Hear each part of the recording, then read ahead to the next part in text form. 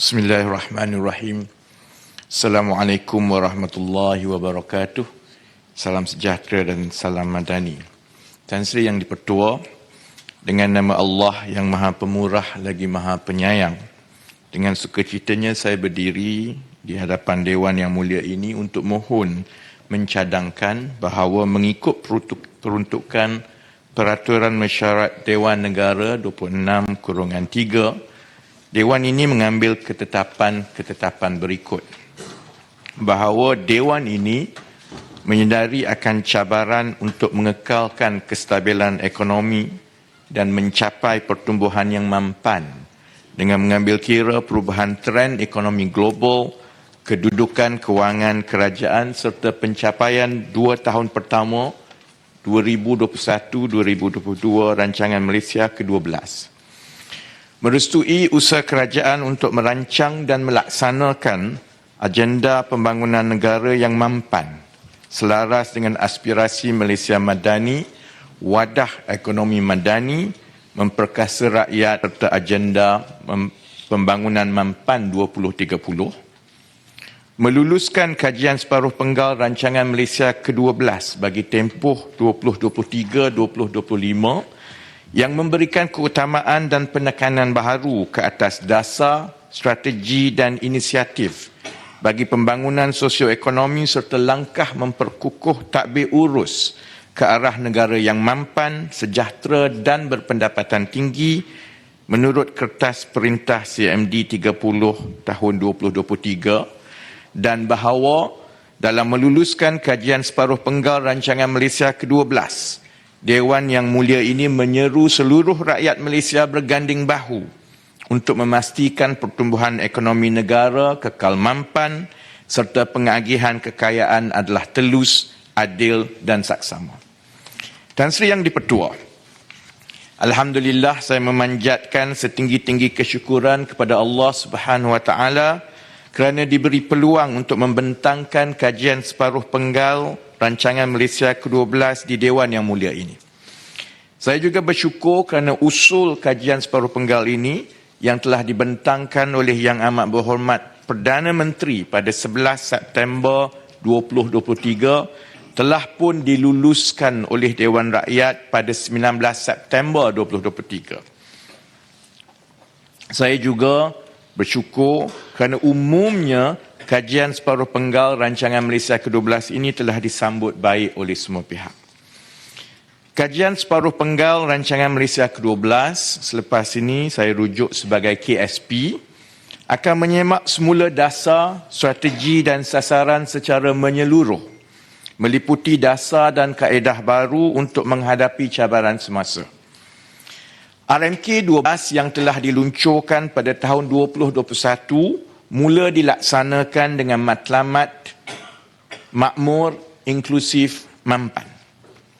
Manakala gagasan dalam KSP adalah bermatlamatkan Malaysia Madani, mampan, sejahtera dan berpendapatan tinggi. Pandemik COVID-19 yang melanda negara sejak awal tahun 2020 telah menyebabkan rakyat kehilangan mata pencarian. Pertumbuhan ekonomi negara menyusut serta pelaburan asing juga merosot. Kadar kemiskinan meningkat ke paras 8.4%. Jurang ketidaksamarataan yang diukur melalui pekali Gini melebar kepada 0.411 dan kadar pengangguran meningkat kepada 4.5% pada tahun 2020.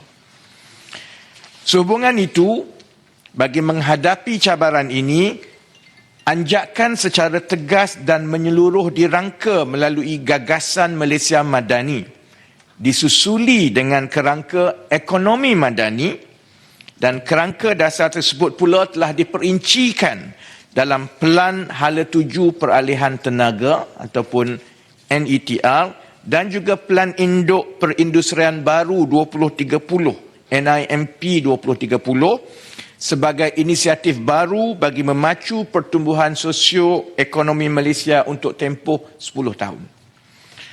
Berbanding pendekatan model ekonomi sebelum ini, ekonomi madani adalah berasaskan falsafah pembangunan dan pertumbuhan ekonomi yang berteraskan nilai, kemasyarakatan, peradaban dan norma yang merupakan satu cetusan nurani buat negara ini.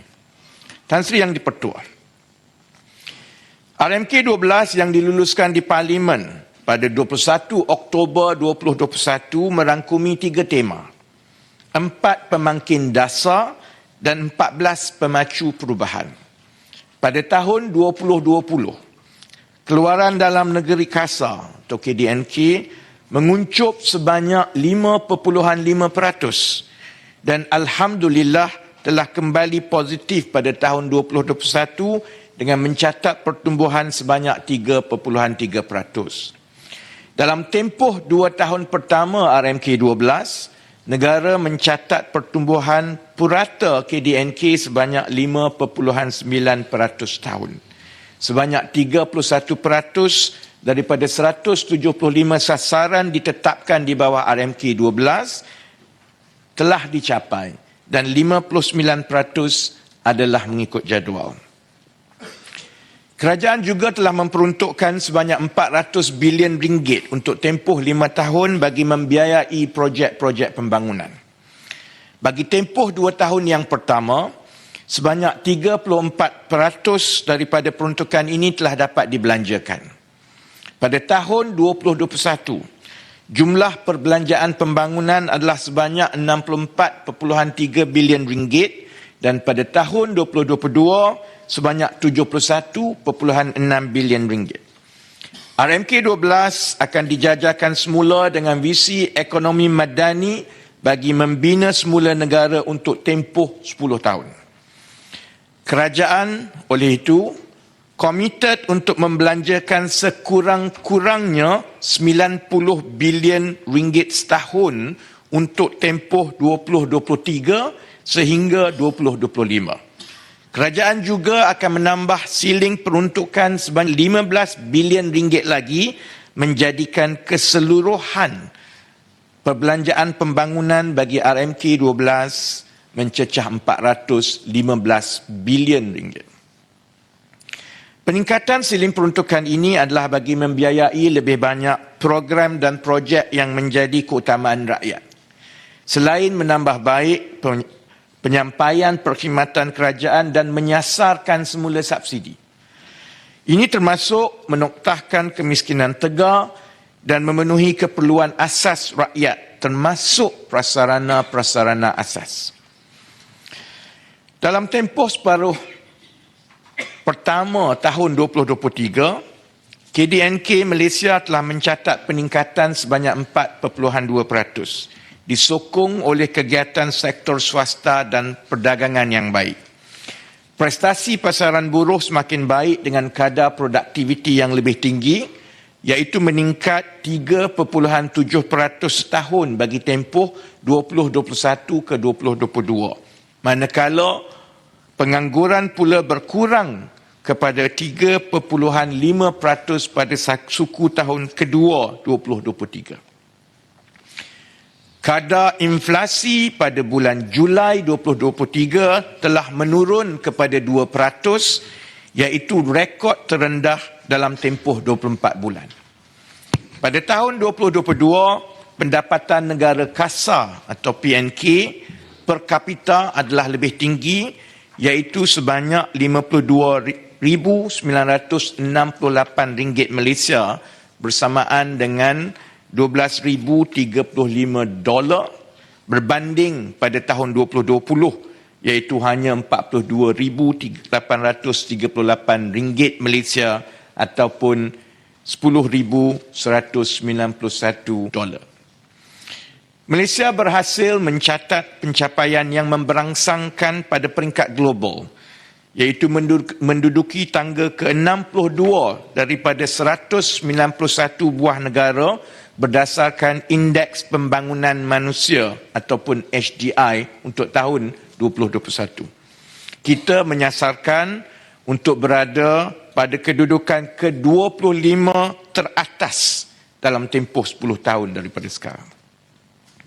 Pada peringkat domestik pula, tahap kesejahteraan ekonomi dan sosial rakyat telah meningkat sebanyak 1.3% setahun dalam indeks kesejahteraan rakyat Malaysia.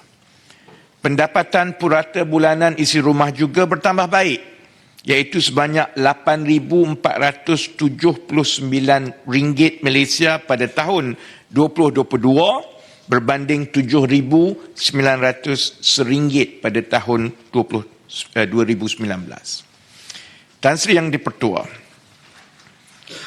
KSP RMK 12 ini dengan tema Mampan, Sejahtera dan Berpendapatan Tinggi memberi keutamaan kepada 3 tumpuan, iaitu memperkukuh kemampanan, membangunkan masyarakat sejahtera dan menuju negara berpendapatan tinggi. Sebanyak 17 anjakan utama dan 71 inisiatif utama diperkenalkan bagi memastikan pencapaian keberhasilan ataupun outcome yang disasarkan. InsyaAllah, KSP ini akan terus memperkukuh agenda pembangunan negara dan rakyat ke arah mencapai matlamat ekonomi madani. Bagi memberikan penerangan yang lebih jelas kepada Dewan yang mulia ini, pentangan ini akan diperincikan melalui 12 penegasan yang menjadi intipati kepada KSP dan distrukturkan mengikut 3 tumpuan utama. Tan Sri Yang di-Pertua, tumpuan yang pertama, menuju negara berpendapatan tinggi. Bagi melonjakkan Malaysia menjadi negara berpendapatan tinggi seiring dengan matlamat sebagai peneraju ekonomi Asia, 4 penegasan akan dilaksanakan. Penegasan pertama, melonjakkan pertumbuhan ekonomi. Kerajaan menyasarkan pertumbuhan ekonomi sekurang-kurangnya 5% tahun dalam tempoh RMK 12 dengan memberikan tumpuan kepada 2 perkara pokok. Pertama, memperkukuh produktiviti dengan menyegerakan peralihan kepada industri bernilai tinggi dan menerima guna teknologi termaju serta mempertingkat bakat berkemahiran. Di samping itu, bagi menambah baik aspek produktiviti negara, kerjasama dengan sektor swasta dan ahli akademik akan dipergiat. Produktiviti pelbagai faktor ataupun MFP secara purata dijangka menyumbang sebanyak 42.8% kepada pertumbuhan KDNK dengan produktiviti buruh dijangka mencatat pertumbuhan 3.8% tahun. Kedua, menjadikan Malaysia sebagai destinasi pilihan utama pelabur dengan memperkukuh daya saing. Persekitaran perniagaan akan dipertingkatkan menerusi penambahbaikan peraturan perniagaan termasuk melalui unit MyMudah. Langkah ini akan merancakkan pelaburan langsung domestik atau DDI yang sekaligus dapat menarik lebih banyak FDI. Pelaburan swasta disasarkan berkembang sebanyak 6.4% setahun atau purata RM300 bilion setahun dalam tempoh akhir RMK 12. Penegasan yang kedua, mempercepat reformasi struktur ekonomi. Kerajaan akan memantapkan sektor dan industri dengan pertumbuhan dan nilai tinggi atau yang kini sering dirujuk sebagai High Growth, High Value HGHV sectors, meliputi 5 bidang. Pembangunan HGHV pertama, iaitu industri berasaskan peralihan tenaga, merupakan anjakan besar bagi memastikan peralihan tenaga yang saksama. Dengan terluncurnya NETR, maka pelaksanaan dasar tenaga negara 2022-2040 secara komprehensif akan dapat disegerakan.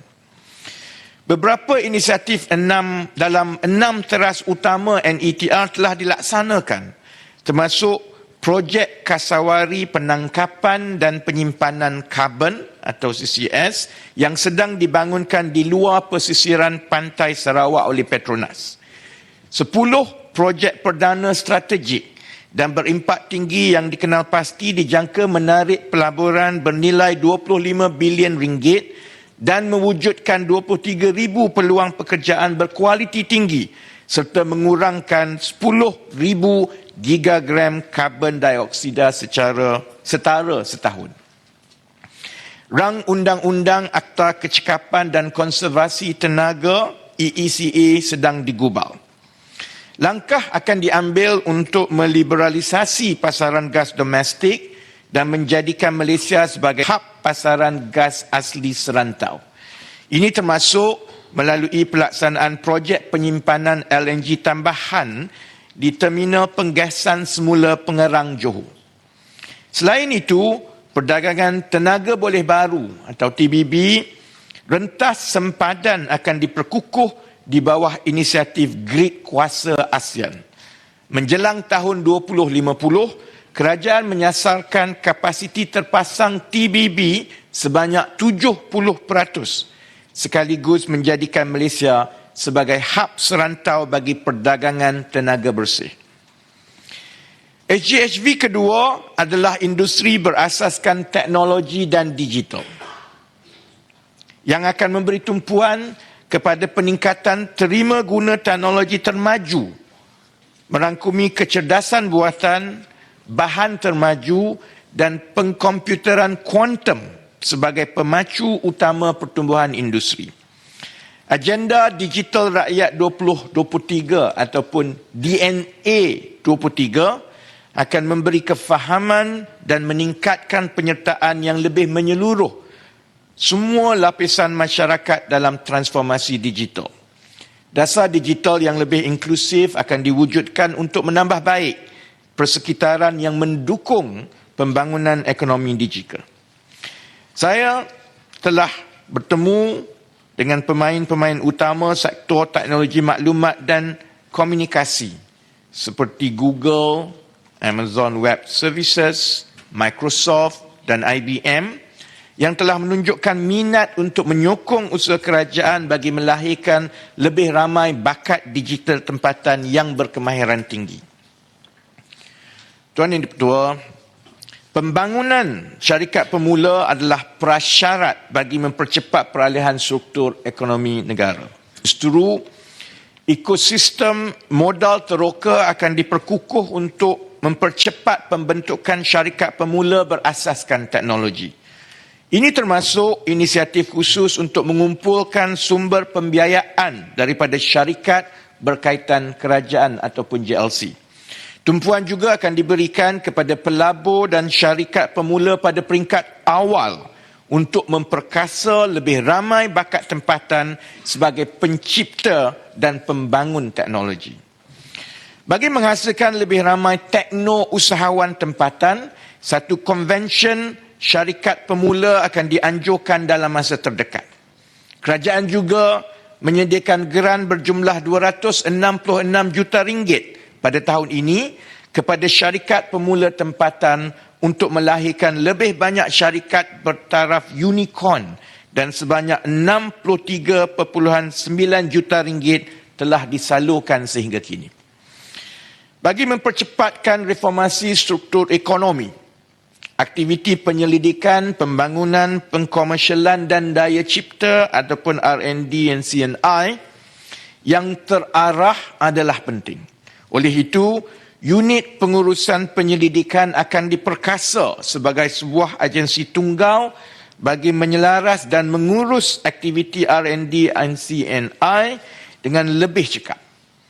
Perbelanjaan Kasar Penyelidikan dan Pembangunan atau R&D kepada KDNK disasarkan sebanyak 2.5%, manakala sumbangan perbelanjaan R&D sektor swasta kepada jumlah keseluruhan perbelanjaan R&D disasarkan sebanyak 70% pada tahun 2025.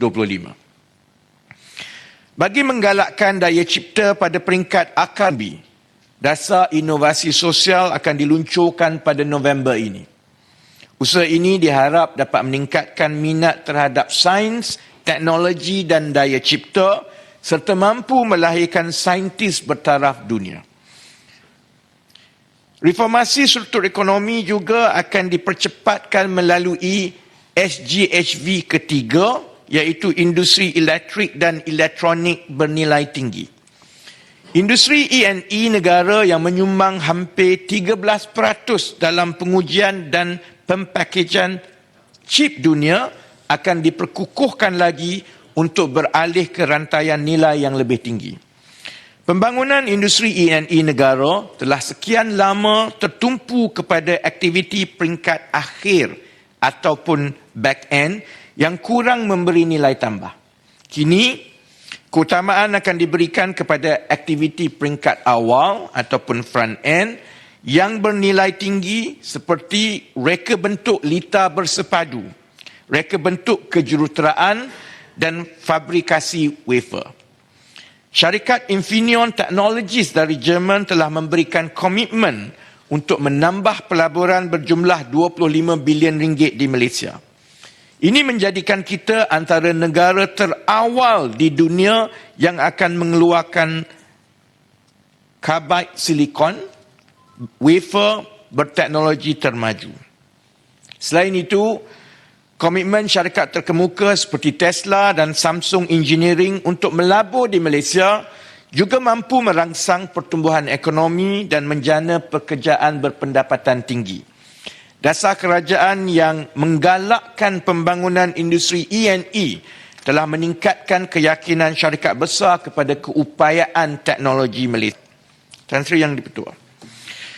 Pembangunan SGHV keempat adalah pertanian dan industri asas tani moden. Sebagai anjakan besar akan dilaksanakan untuk mengukuhkan kemahiran dan keterjaminan makanan serta meningkatkan daya saing sektor agri-komoditi. Kemandirian pengeluaran makanan tempatan akan ditingkatkan melalui otomasi dan pendigitalan, manakala penggunaan tanah pertanian akan dioptimumkan melalui pengurusan yang lebih cekap.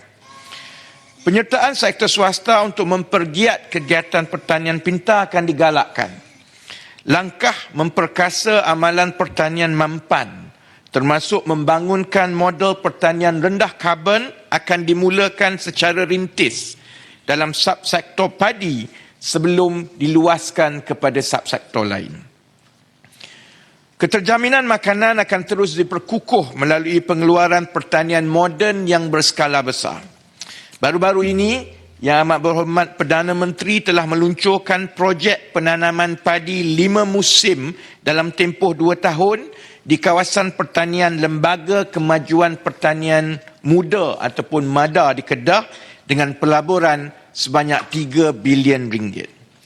Di samping itu, pelaksanaan projek-projek di bawah inisiatif usahawan tani ataupun INTAN di dalam kerangka program inisiatif pendapatan rakyat atau IPR akan dipergiatkan lagi untuk mengurangkan kebergantungan kepada import makanan, mengukuhkan rantaian bekalan makanan dan menggalakkan penerima gunaan teknologi dalam pertanian selain daripada sasaran kita untuk menoktahkan kemiskinan tegak.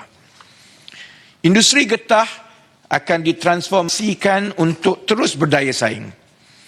Ini termasuk melalui penggalakan aktiviti hiliran, mencontohi pengeluaran sarung tangan yang telah berada pada kedudukan pertama di dunia. Di samping itu, penghasilan produk getah yang mempunyai nilai ditambah yang tinggi serta kegiatan pengkomersialan hasil R&D dan pemindahan teknologi akan diperhebatkan bagi memperkasakan industri getah negara. Seterusnya SGHV kelima iaitu industri nadir bumi. Industri ini akan muncul sebagai sumber pertumbuhan baru berasaskan unsur nadir bumi bukan radioaktif yang mampan dan mesra alam. Unsur ini diperlukan dalam pembuatan bateri, supermagnet dan alatan elektronik. Industri ini dijangka menyumbang sebanyak 9.5 bilion ringgit kepada KDNK pada tahun 2025 dan mewujudkan hampir 7,000 peluang pekerjaan baru.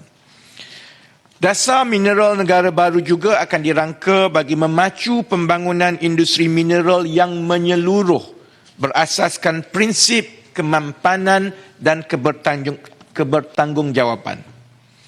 Dasar ini akan dijadikan panduan dalam mengenal pasti aktiviti perlumbungan yang boleh dilaksanakan dalam hutan simpan kekal, kawasan sensitif alam sekitar dan kawasan perlindungan. Pemetaan terperinci sumber unsur nadi bumi dan model perniagaan menyeluruh yang menggabungkan industri huluan, pertengahan dan hiliran akan dibangunkan bagi mengekalkan rantaian nilai nadi bumi di dalam negara. Dasar larangan ekspor bahan mentah nadi bumi akan diperkenalkan bagi mengelakkan eksploitasi dan kehilangan sumber serta menjamin pulangan yang maksimum. Tan Sri Yang Dipertua, seterusnya kepada penegasan yang ketiga, iaitu untuk memacu daya saing sektor dan industri strategik. Pelan Industri Perindustrian Baru 2030 ataupun NIMP 2030 telah diluncurkan dengan sasaran kemasukan pelaburan bernilai tinggi dan penjanaan peluang pekerjaan baru sebanyak 3.3 juta dalam industri seperti aero angkasa, elektrik dan elektronik, otomotif, kimia dan pharmaceutical. Dalam usaha mentransformasi dan memacu daya saing sektor dan industri strategik, tumpuan diberi kepada 8 segmen industri sebagai pelengkap kepada NIMP 2030. Pertama, menjadi peneraju dalam pasaran halal antarabangsa dengan sasaran nilai ekspor halal sebanyak 63.1 bilion ringgit pada tahun 2025. Malaysia kini telah diiktiraf sebagai pengeluar sijil halal di peringkat antarabangsa dan keupayaan industri ini akan terus dikembangkan bersama dengan pensijilan untuk menjadi peneraju pasaran halalan thayyiban.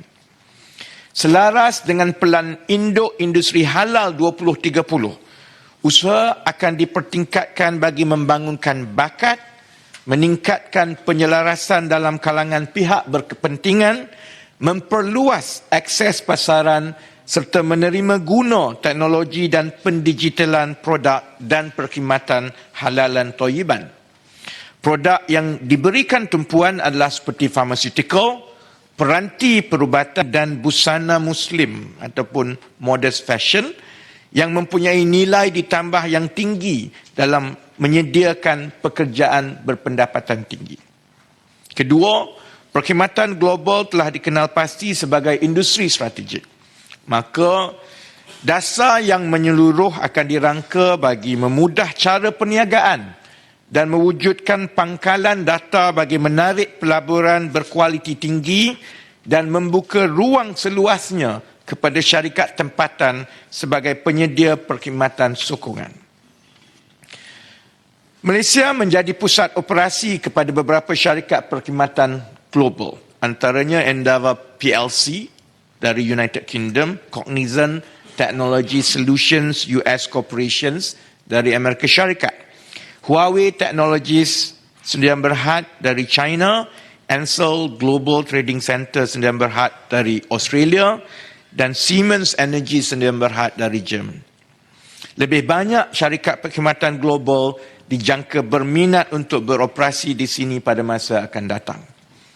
Ketiga, kedudukan Malaysia sebagai pusat kewangan Islam global akan diperkukuh. Bagi tujuan ini, Malaysia perlu memperkenalkan dasar dan instrumen kewangan Islam baru di samping mendukung prinsip membuat unjuran berhubung kesan yang akan diperoleh daripada produk dasar, produk aset dan perkhidmatan dan mengukurnya. Prinsip ini perlu diketengahkan supaya sistem kewangan Islam mampu berjalan seiring dengan sistem kewangan konvensional, malah mampu menyainginya. Persidangan antarabangsa mengenai ekonomi dan kewangan Islam yang ke-15 yang akan diadakan pada bulan Disember ini di Kuala Lumpur akan memberi peluang kepada pakar ekonomi dan kewangan Islam untuk memperhalusi perkara-perkara ini. Sektor perbankan, takaful, dan pasaran modal Islam akan terus diperkasa selari dengan prinsip alam sekitar sosial dan tata kelola ataupun ESG berasaskan prinsip maqasid syariah yang perlu diteroka sebagai sistem kewangan alternatif. Selain itu, konsep perantaraan berasaskan nilai ataupun VBI akan dipergiat sebagai usaha memacu tumpuan baru kepada penyelesaian dan pengurusan kewangan yang lebih mampan dan sejahtera. Usaha ini akan menyediakan lebih pilihan kepada pelabur dan rakyat untuk terlibat dalam kewangan Islam. Keempat, industri aero angkasa akan berupaya melonjakkan Malaysia sebagai negara berteknologi tinggi. Pembangunan industri ini akan ditumpukan kepada pembangunan kluster aero angkasa bersepadu yang mampu menarik pelaburan berkualiti. Pertumbuhan industri ini dijangka menjana pendapatan sebanyak 30 bilion ringgit pada tahun 2025 serta menawarkan pekerjaan berkemahiran dengan gaji yang tinggi kepada rakyat. Kita boleh berbangga dengan kejayaan daripada ujian rintis yang menggunakan bahan api penerbangan mampan. Daripada kejayaan ini, lebih banyak usaha perlu dilaksanakan untuk membangunkan teknologi dan ekosistem berkaitan. Kelima, pembangunan industri kreatif. Untuk mendukung industri strategik berimpak tinggi ini, beberapa langkah akan diambil termasuk memperkukuh tata kelola, membangunkan analitis dataya berpusat serta membangunkan bakat tempatan. Dana berjumlah 346 juta ringgit disediakan untuk menarik penglibatan golongan belia dalam aktiviti kreatif yang menawarkan pendapatan yang tinggi. Keenam, industri pelancongan. Pemulihan industri pelancongan yang terjejas teruk akibat penguatkuasaan PKP akan terus dipercepat dengan menambah baik rangka kerja kawal selia, menggalakkan pendigitalan dan mempromosikan pelancongan mampan yang berasaskan alam semula jadi.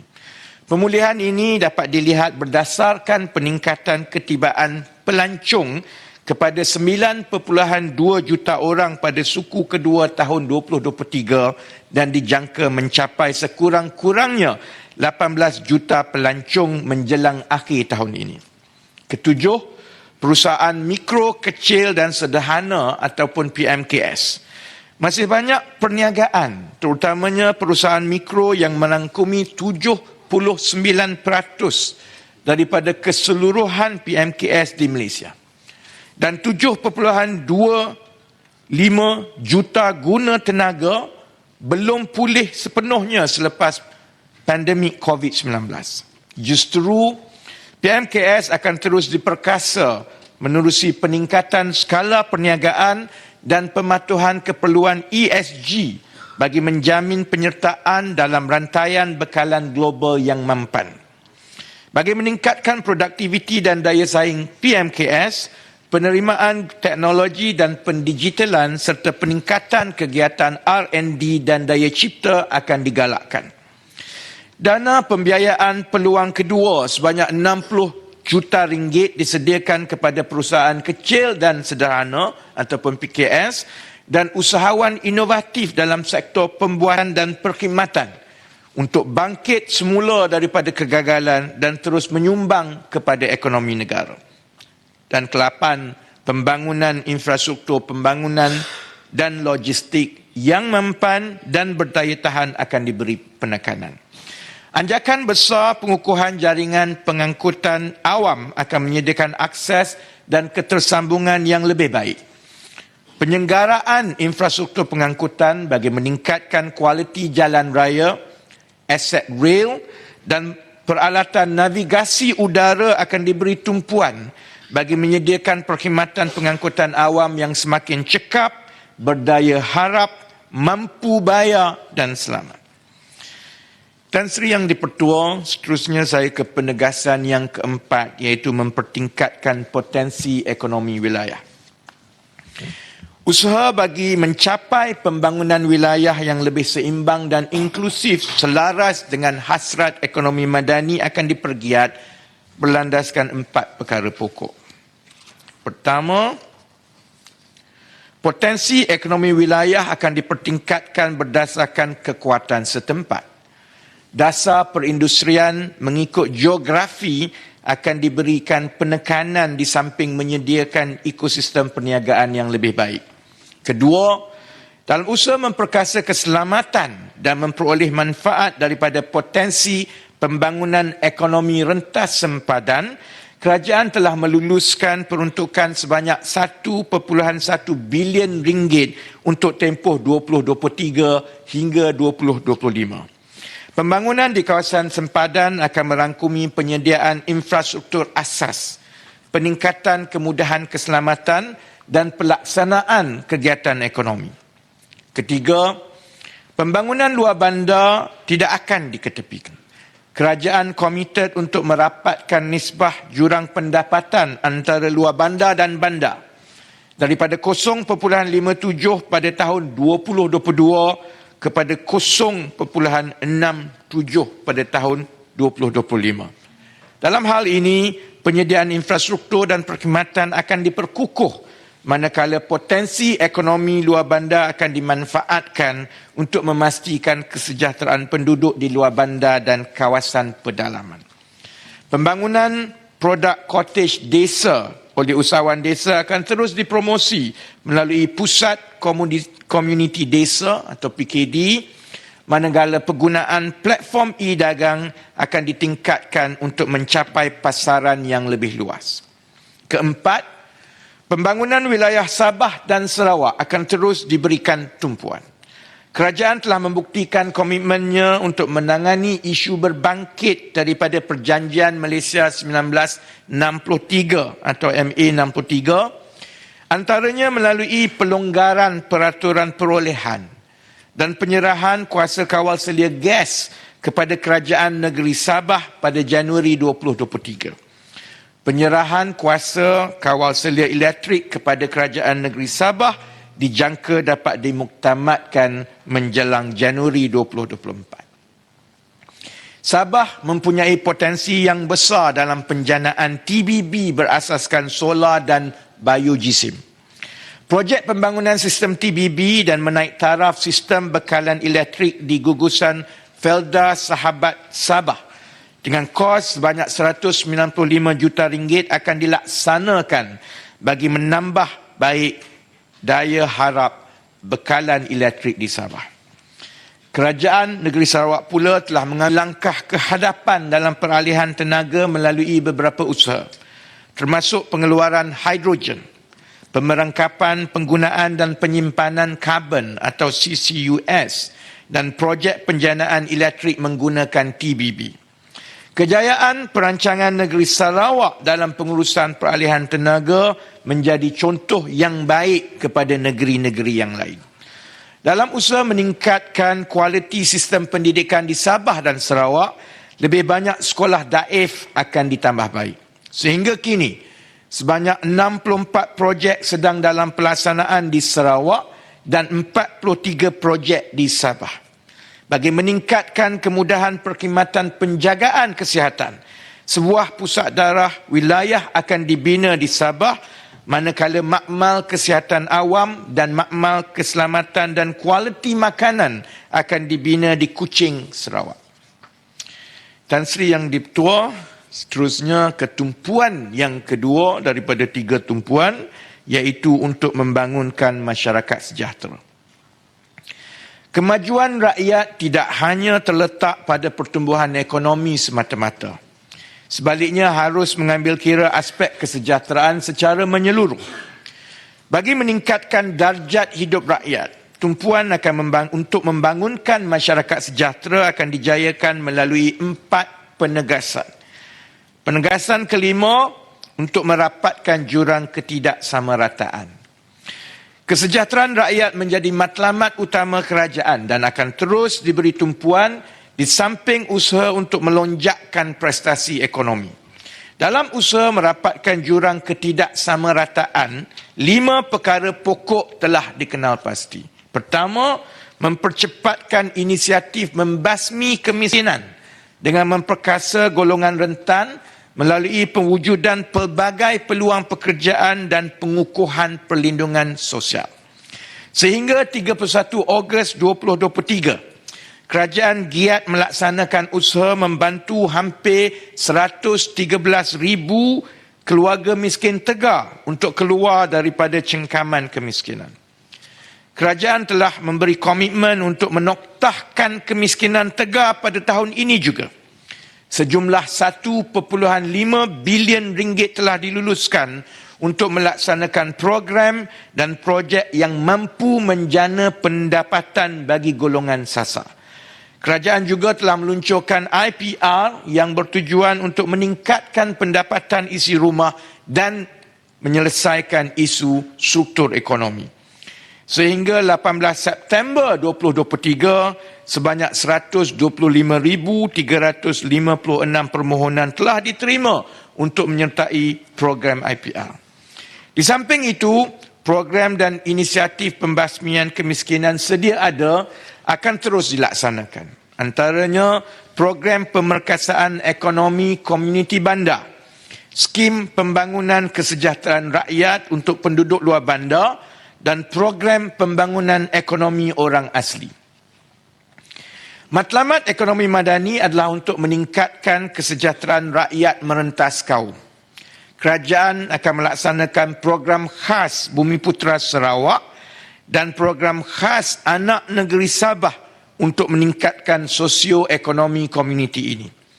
Bagi etnik Cina dan India yang berpendapatan rendah, beberapa inisiatif akan terus dilaksanakan, termasuk di Kampung Baru Cina dan sebagaimana dalam Malaysian Indian Blueprint. Peranan unit transformasi masyarakat India Malaysia ataupun MITRA akan diperkukuh untuk menyelaras pembangunan sosioekonomi masyarakat India.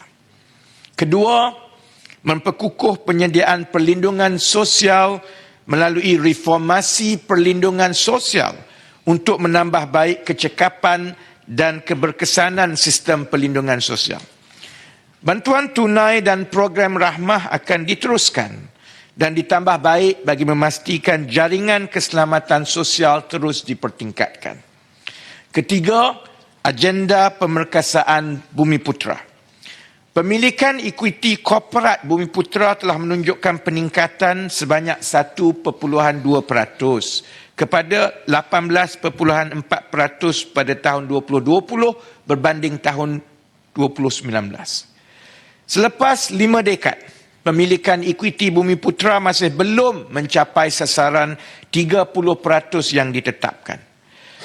Dalam hubungan ini, langkah yang akan diambil adalah untuk menilai semula pendekatan bagi mengukur tahap penyertaan dan kawalan ekonomi Bumiputera yang lebih bermakna. Satu Kongres Ekonomi Bumiputera akan diadakan pada Januari 2024 bagi menetapkan hala tuju dan pendekatan baru agenda Bumiputera yang lebih adil, saksama dan inklusif. Pendekatan memperkasa Bumiputera akan ditransformasi bagi memberi tumpuan dalam mengupaya lebih ramai usahawan dan lebih banyak syarikat Bumiputera berskala kecil dan sederhana.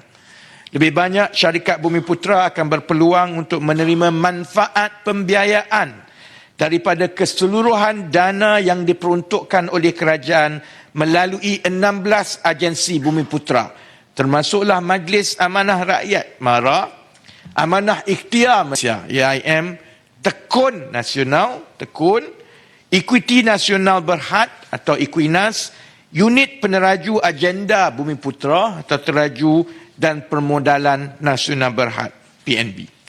Sokongan pembiayaan ini mencecah 30 bilion ringgit sejak 3 rancangan Malaysia terdahulu. Pada masa yang sama, pegangan nomini yang tidak didedahkan pemilikan sebenar pula terus menunjukkan corak peningkatan yang ketara.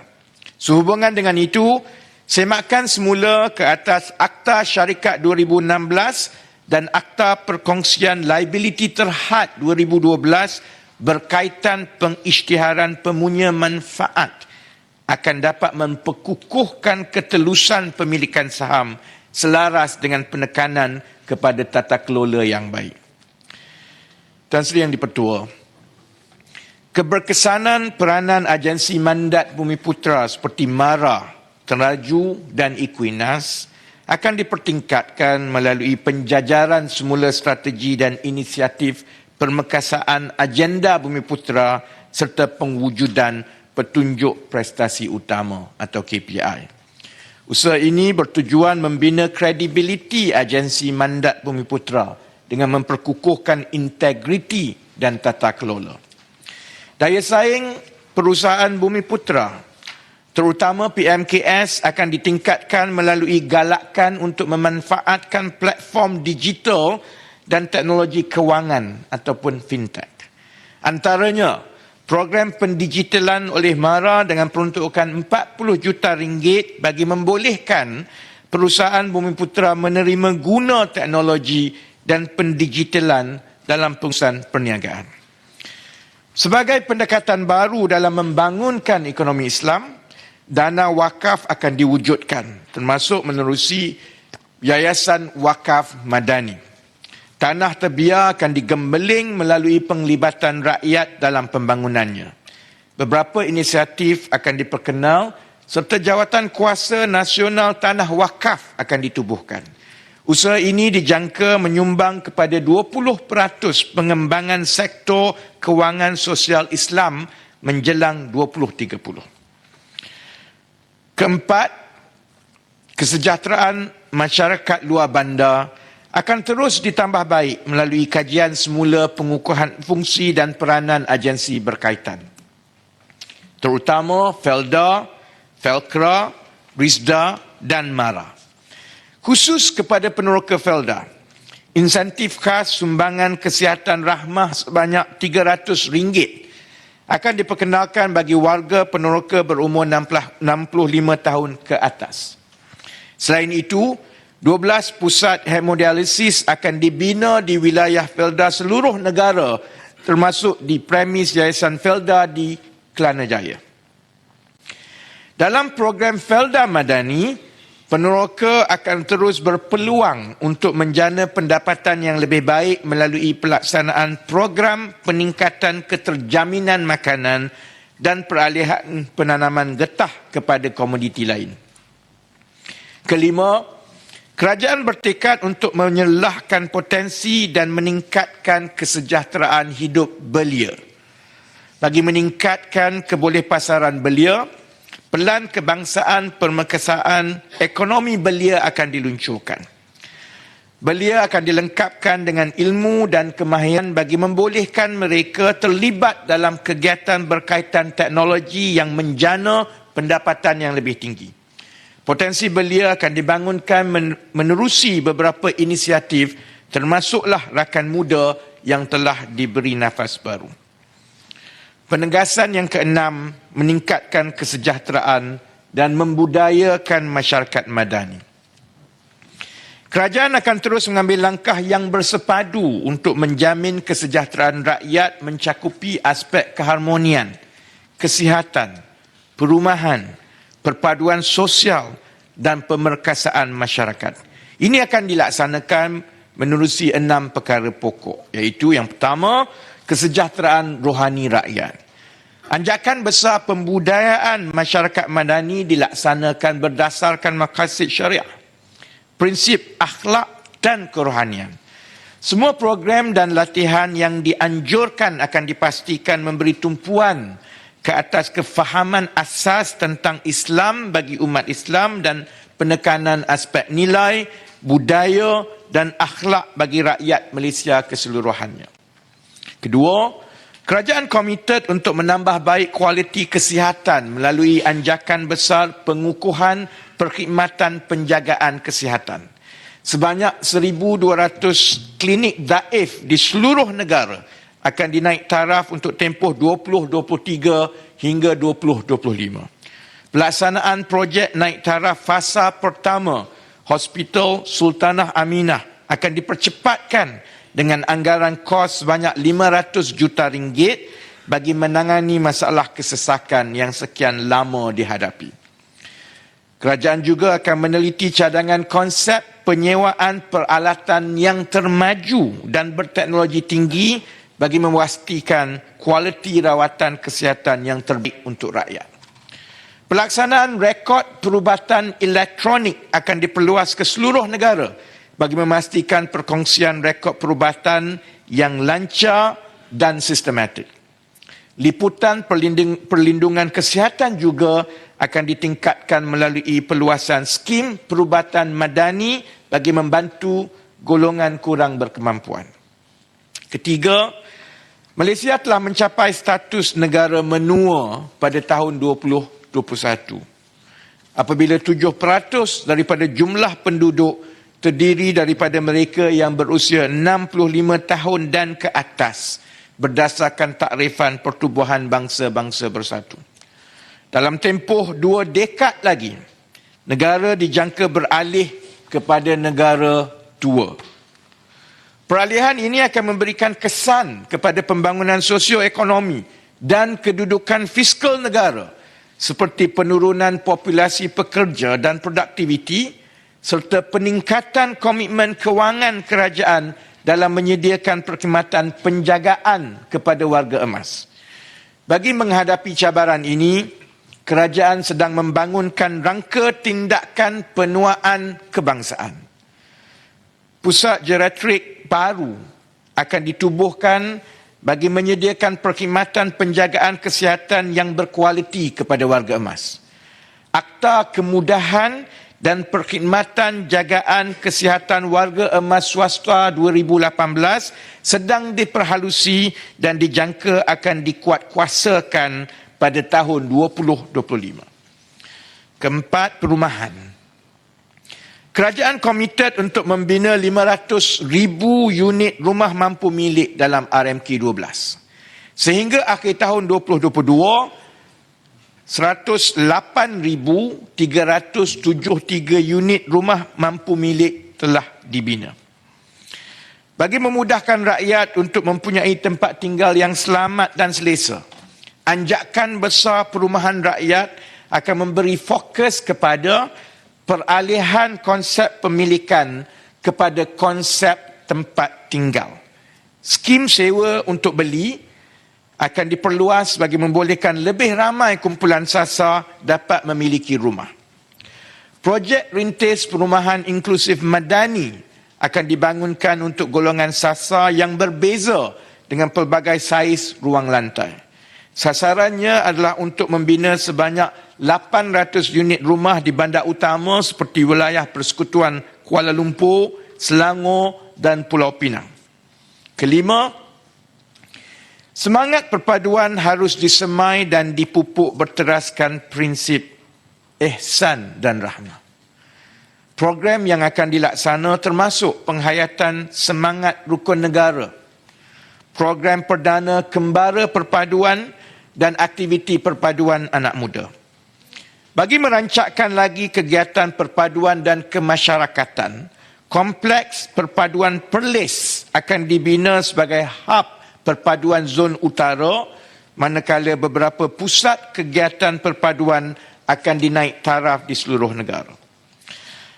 Keenam, sukan telah terbukti berjaya memupuk perpaduan dan membina masyarakat yang aktif dan sihat. Peruntukan sebanyak 40 juta ringgit disediakan bagi Persatuan Sukan Komuniti berdaftar bagi menganjurkan lebih banyak aktiviti sukan. Selain itu, usaha akan dipergiat untuk mempersiapkan pasukan atlet negara mencapai misi emas. Temasya Sukan Olimpik Paris 2024 dan Los Angeles 2028. Tan Sri Yang di-Pertua. Penegasan yang ketujuh iaitu untuk menambah baik bakat tersedia masa hadapan. Usaha akan dipergiat untuk menstrukturkan semula pasaran buruh dan memperkukuh sistem pendidikan melalui anjakan besar ketersediaan bakat masa hadapan.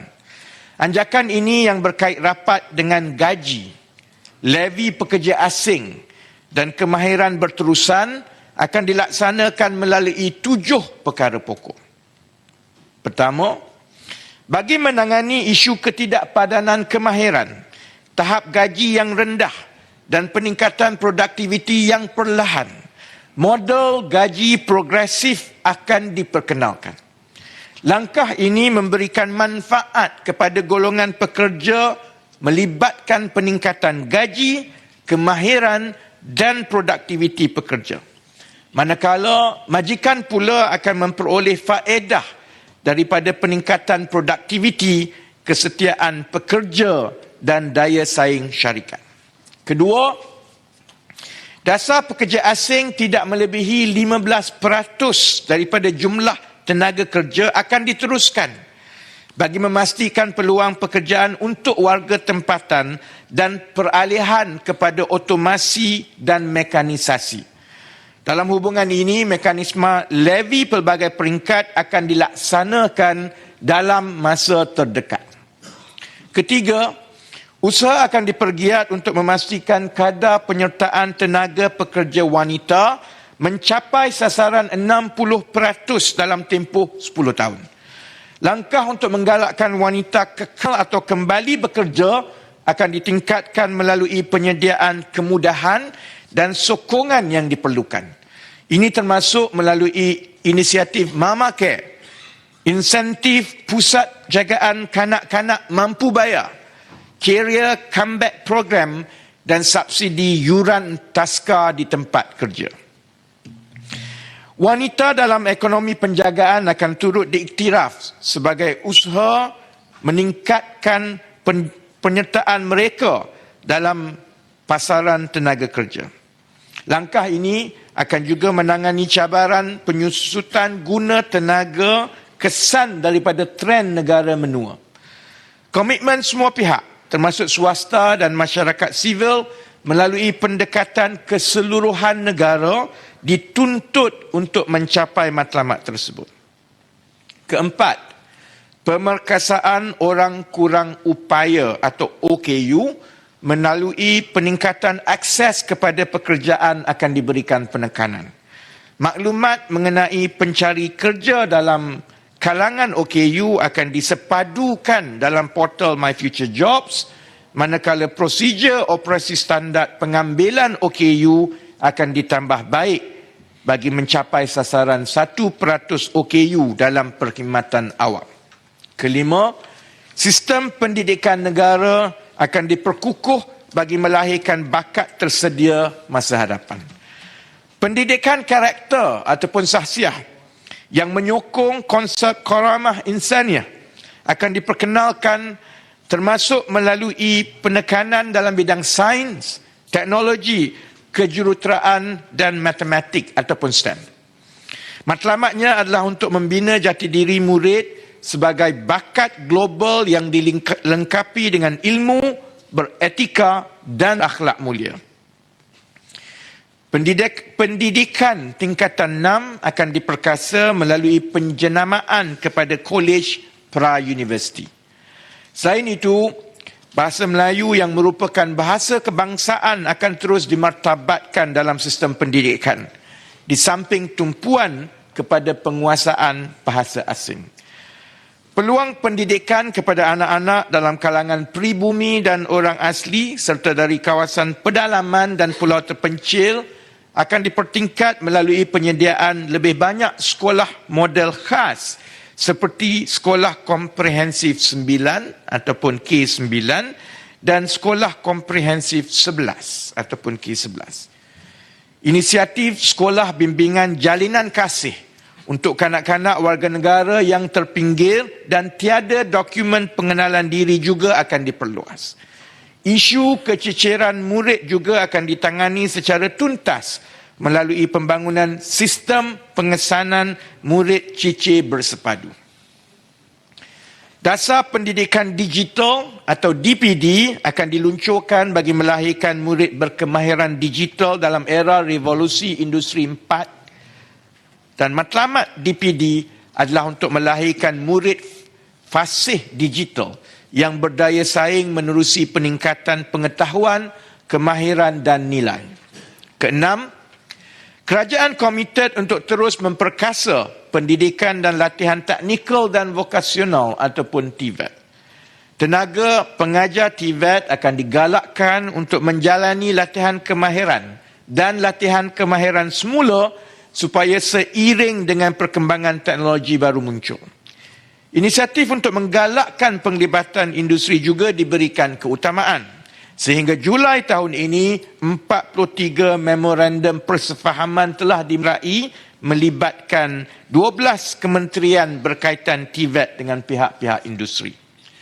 Peruntukan sebanyak 40 juta ringgit disediakan bagi program Bina Kerjaya untuk meningkatkan kemahiran pekerja tidak formal termasuk pekerja gig dengan kelayakan SPM dan ke bawah. Keputusan kerajaan untuk mengkaji peningkatan gaji lepasan TVET dijangka dapat mengubah persepsi masyarakat terhadap TVET sebagai laluan kerjaya. Peluang terus diberi kepada anak muda yang tidak menyambung pelajaran untuk menceburkan diri lebih awal dalam sektor pembuatan sebagai pekerja berkemahiran dengan gaji berpatutan. Antaranya ialah inisiatif Akademi dalam Industri yang diperuntukkan dana khusus berjumlah 209 juta ringgit termasuk untuk penyediaan insentif allowance penempatan. Seramai 50,000 orang anak muda disasarkan mendapatkan pekerjaan berkemahiran dengan sijil kemahiran pada akhir RMK 12. Ketujuh, usaha memantapkan pembudayaan masyarakat dan pembangunan modal insan madani melalui penerapan konsep karamah insaniah dalam kalangan masyarakat akan diperluaskan. Konsep ini memberi penekanan kepada aspek pembentukan akhlak dan sahsiah. Ini bagi membentuk jati diri dan melahirkan generasi yang berdaya tahan serta berdaya saing.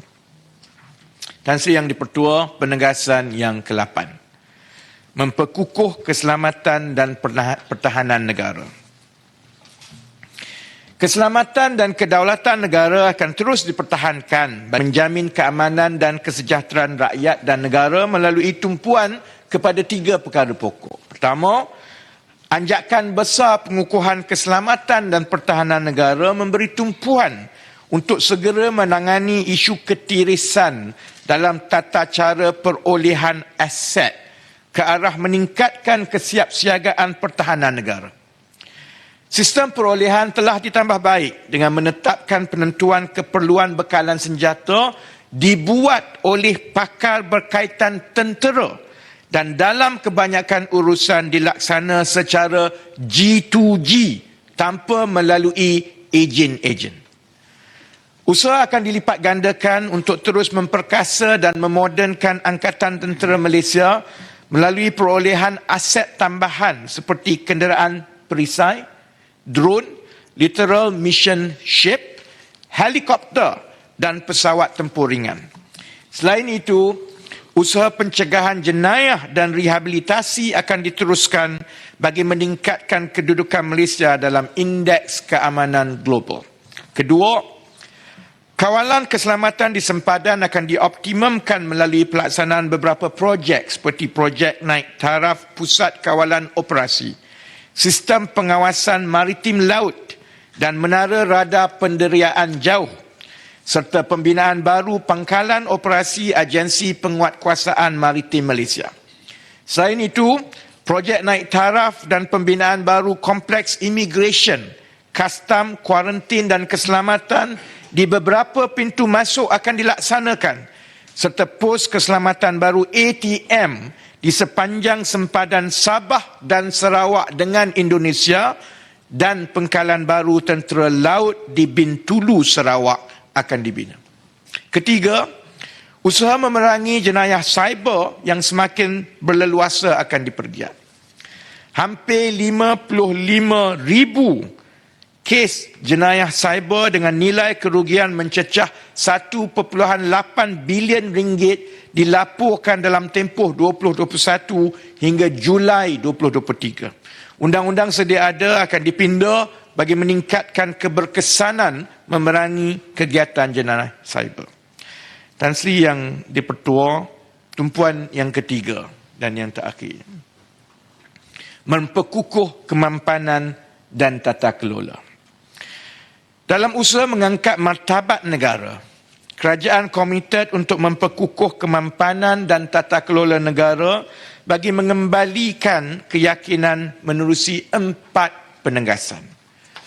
Penegasan ke-9, mempercepat peralihan kepada ekonomi kalis cabaran masa hadapan. Selari dengan rukun pertama Malaysia Madani, Malaysia komited untuk mencapai sasaran pelepasan gas rumah kaca bersih sifar seawal tahun 2050 bagi mengurangkan kesan negatif perubahan iklim.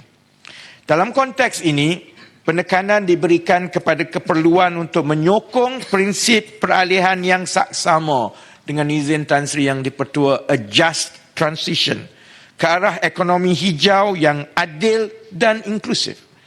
Bagi menyegerakan peralihan kepada ekonomi kalis cabaran masa hadapan, tumpuan diberikan kepada 7 perkara pokok.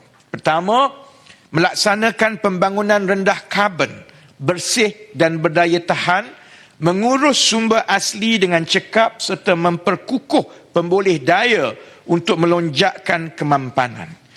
Inisiatif yang akan dilaksanakan termasuk penggubalan perundangan mengenai perubahan iklim untuk mengawal selia pelaksanaan dasar bagi memenuhi komitmen perubahan iklim negara. Rangka kerja menyeluruh akan disediakan bagi mempercepat peralihan kepada ekonomi kitaran yang dapat menjamin ketahanan ekonomi jangka panjang. Kajian harga karbon sedang dijalankan untuk menilai ketersediaan negara bagi melaksanakan cukai karbon dan sistem perdagangan karbon. Kedua, kepentingan untuk mengurus biojisim dengan cekap bukan sahaja untuk menangani isu perubahan iklim tetapi juga dimanfaatkan sebagai sumber ekonomi baru. Kerajaan akan mempermudah pembinaan hub bahan mentah biojisim serta akses pembiayaan. Ketiga, isu gangguan bekalan air yang dihadapi oleh rakyat akan segera diselesaikan. Pengumuman kerajaan untuk menyediakan peruntukan sebanyak 800 juta ringgit bagi mengatasi masalah gangguan bekalan air di Kelantan dan Sabah merupakan sebahagian daripada kos keseluruhan yang mencecah 5 bilion ringgit. Langkah akan dilaksanakan untuk mereformasi model industri air di seluruh negara supaya lebih mampan dan holistik. Kawasan yang bersesuaian bagi pengekstrakan sumber air bawah tanah akan terus diteroka dengan pembinaan lebih banyak telaga tiup dan empangan bawah tanah. Penerokaan sumber baru air dan pembinaan infrastruktur air akan memastikan keterjaminan bekalan air bersih dan selamat selaras dengan agenda transformasi sektor air 2040. Dalam RMK 12, kerajaan telah memberi komitmen untuk membiayai Tebatan Berjaya dengan kos mencecah 22 bilion ringgit. Keperluan peruntukan yang begitu besar bagi mengatasi masalah rakyat ini menuntut supaya kerajaan menguruskan isu air dan banjir secara holistik dan bersepadu bagi mengoptimumkan perbelanjaan. Keempat, akta berkaitan pencemaran sumber air dan juga industri perkhidmatan air akan dikaji semula bagi membolehkan hukuman yang setimpal kepada pihak yang tidak bertanggungjawab. Usaha ini bagi menjamin kemampanan sumber dan perkhidmatan air bersih kepada rakyat. Kelima, kerajaan amat cakna dengan bencana banjir dan tanah runtuh yang acap kali berlaku dan usaha akan dipertingkat untuk melindungi rakyat. Pusat Bencana Geologi Negara akan ditubuhkan pada akhir tahun ini bertujuan untuk meningkatkan kecekapan tindak balas bencana demi memastikan keselamatan rakyat. Dasar pengurusan bencana negara akan disemak semula untuk memperkukuh kesiapsiagaan dan meningkatkan keupayaan dalam pengurusan bencana. Keenam, Malaysia merupakan satu-satunya habitat harimau Malaya di dunia. Usaha khusus akan dipertingkatkan bagi memastikan keseimbangan ekosistem bagi melindungi spesies ini yang kian terancam.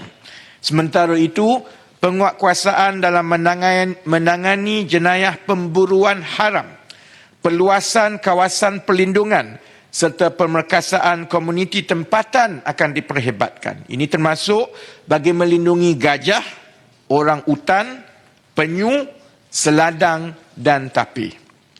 Ketujuh, usaha untuk memperluas pelaksanaan matlamat pembangunan mampan atau SD pada peringkat tempatan dan memperkasa kerajaan negeri, pihak berkuasa tempatan dan komuniti setempat akan dipertingkatkan.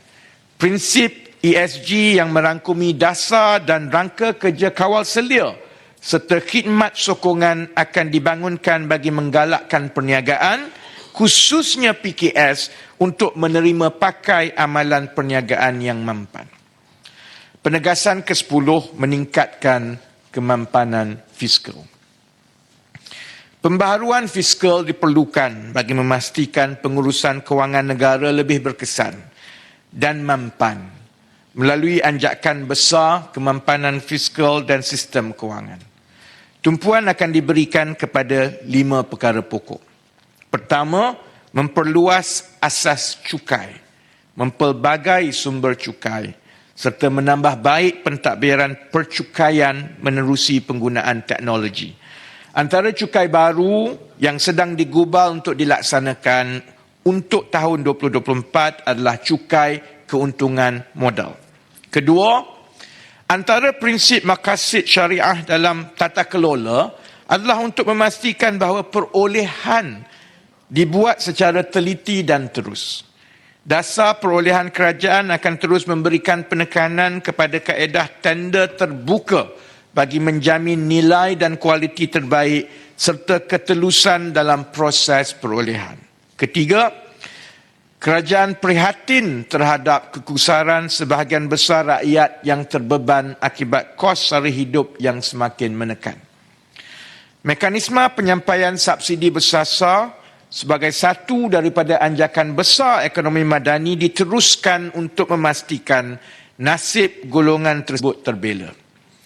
Penstrukturan semula subsidi elektrik, diesel dan petrol serta bantuan sosial akan dilaksana bagi memastikan pengurusan fiskal yang lebih berhemat dan mengurangkan herotan ekonomi.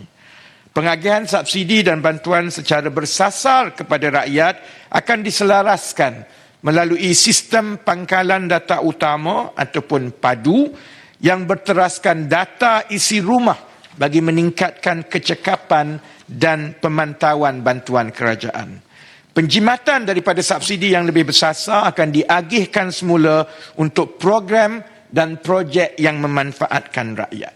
Keempat, usaha akan dipergiat bagi menambah baik pengurusan hutang dan liability ke arah mencapai sasaran defisit fiskal hingga 3.5% kepada KDNK atau lebih baik daripada itu dalam tahun 2025. Akta Kewangan Awam dan Tanggungjawab Fiskal akan dibentangkan pada sesi Parlimen bulan depan. Kelima, bagi memperkukuh kemampanan fiskal, kerajaan sedang mengkaji dasar kerjasama awam swasta atau PPP untuk memastikan pelaksanaan projek memanfaatkan rakyat, menggalakkan pelaburan swasta serta mengawal kesan kewangan kepada kerajaan. Dasar PPP yang jelas mengenai kaedah pertukaran tanah juga akan diperkenalkan. Tan Sri Yang di-Pertua, penegasan 11 mempertingkatkan kecekapan penyampaian perkhidmatan awam. Kecekapan penyampaian perkhidmatan awam akan dipertingkatkan sementara isu dan cabaran berkaitan tata kelola serta penyelarasan diselesaikan dengan segera. Kerajaan komited untuk terus menambah baik perkhidmatan awam melalui 4 perkara pokok. Pertama, memperkenalkan 2 anjakan besar, iaitu tata kelola dan rangka kerja institusi serta perundangan berkaitan rasuah. Kerajaan komited untuk memulihkan imej Malaysia dengan memperkenalkan Akta Tata Kelola Sektor Awam dan Pelan Integriti. Sasaran kerajaan adalah untuk Malaysia mencapai kedudukan 25 teratas dalam indeks persepsi rasuah dalam tempoh 10 tahun. Kedua, memperkukuh jati diri dan akhlak dalam diri setiap warga negara melalui pendidikan kesedaran anti rasuah. Oleh itu, usaha mendidik masyarakat mengenai nilai-nilai murni demi membina sahsiah terpuji akan terus dipergiat. Ketiga, memperkemas jentera perkhidmatan awam melalui pasukan petugas khas reformasi sektor awam ataupun STAR bagi membantu menyelesaikan urusan yang tertangguh dan menyegerakan pelaksanaan projek serta penyampaian perkhidmatan kepada rakyat. Keempat, memperluas akses perkhidmatan awam kepada rakyat melalui peralihan dengan lebih menyeluruh kepada pendigitalan perkhidmatan yang diungkapkan sebagai kerajaan berteknologi termaju ataupun yang akan sering dirujuk selepas ini sebagai GovTech. Peralihan ini akan menjimatkan kos, masa dan tenaga serta telah berhasil menunjukkan penerimaan yang positif. Sebagai contohnya, inisiatif kemudahan rakyat membolehkan permohonan dibuat terus oleh rakyat dalam talian sehingga 17 September 2023 sebanyak 4,473 permohonan IKR untuk projek-projek infrastruktur di seluruh negara telah diterima. Dan penegasan yang ke-12, mempertingkatkan kecekapan pelaksanaan dan pemantauan. Kerajaan Perpaduan akan melaksanakan semua strategi dan inisiatif yang direncanakan dalam KSP secara teratur, bersistematik dan bertanggungjawab melalui 3 perkara pokok. Pertama, pelan bagi pemantauan pelaksanaan dasar KSP disediakan sebagai panduan kepada setiap kementerian dan agensi. Sebahagian daripada sasaran KSP dijadikan KPI kementerian dan jawatan kuasa khas pemantauan KSP juga akan ditubuhkan. Kedua, bagi projek-projek yang telah lama diluluskan, termasuk projek dalam rancangan Malaysia yang terdahulu namun belum dapat dimulakan dalam tempoh yang munasabah, akan dibatalkan. Ini bertujuan bagi memberi laluan kepada projek-projek rakyat lain yang lebih mendesak. Ketiga, sebagaimana amanat yang amat berhormat Perdana Menteri semasa membentangkan KSP baru-baru ini, semua anggota pentadbiran dan ketua jabatan perlu melaksanakan tanggungjawab dengan jujur dan amanah. Ini bagi memastikan sebarang salah laku dan teguran audit yang telah dilaporkan di dalam laporan Ketua Audit Negara tidak berulang. Tan Sri Yang Dipertua dan ahli-ahli yang berhormat, saya menyuruh agar kita mengutamakan masa depan negara. Perpaduan rakyat yang berteraskan sikap ihsan dan saling menghormati akan menghasilkan kestabilan negara. Dan ini penting bagi membolehkan setiap perancangan kerajaan untuk memakmurkan negara dan mensejahterakan rakyat dapat dilaksanakan dengan sempurna. Mudah-mudahan iltizam untuk membangunkan negara dan memacu pertumbuhan ekonomi ini akan dapat kita realisasikan bersama-sama demi negara dan rakyat yang kita cintai. Tan Sri Yang Dipertua, terima kasih dan saya mohon mencadangkan.